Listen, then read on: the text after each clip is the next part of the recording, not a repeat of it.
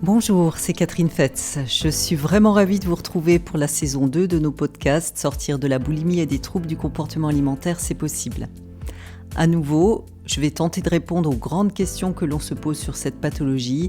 Et cette fois-ci, je vais aussi vous partager le vécu de mes patientes. Et je tiens d'ailleurs à remercier celles qui ont joué le jeu de l'interview, car vous les entendrez dans cette saison. Si pendant l'écoute, il y a des émotions, des vécus qui remontent et qui vous touchent, sachez que je suis là pour vous, pour que nous puissions échanger et surtout n'hésitez pas à me contacter sur Instagram, je vous répondrai. Dans cet épisode, je vais répondre à la question suivante. Comment faire pour passer à côté d'une crise en cas de gros stress lié à l'imprévu ? Victoria n'a pas fait de crise depuis plusieurs mois. Et puis lundi dernier, elle perd ses clés, angoisse énormément de ne pas pouvoir rentrer chez elle et finalement les retrouve. En rentrant enfin chez elle, après de longues heures d'angoisse, elle mange tout ce qui lui tombe sous la main. Elle culpabilise énormément et me contacte terrorisée à l'idée de repartir à zéro dans le processus de guérison.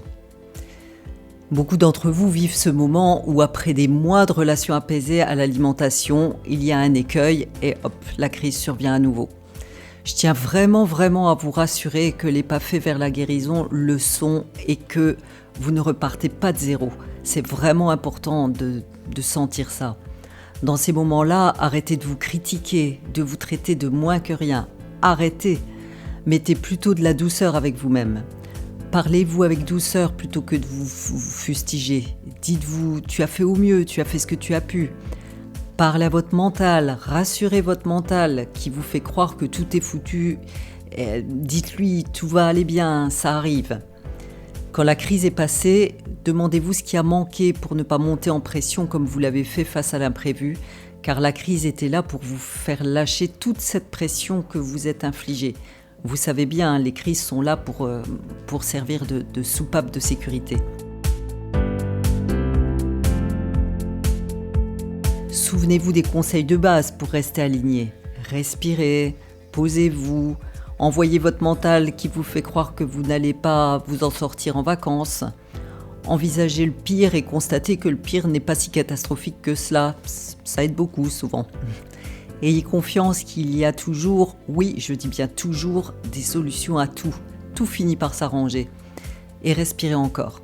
Appelez un ami ou quelqu'un qui vous rassurera. Bref, faites tout ce que vous savez faire quand tout va bien et qu'il est important de faire quand ça va moins bien. Pensez aussi à vous féliciter de faire au mieux. Et puis, quand le problème est résolu, prenez le temps de vous questionner sur ce qui vous apportera la douceur et la relaxation nécessaires après vos frayeurs du jour. Se questionner est fondamental. Toujours avec en tête plaisir et bien-être.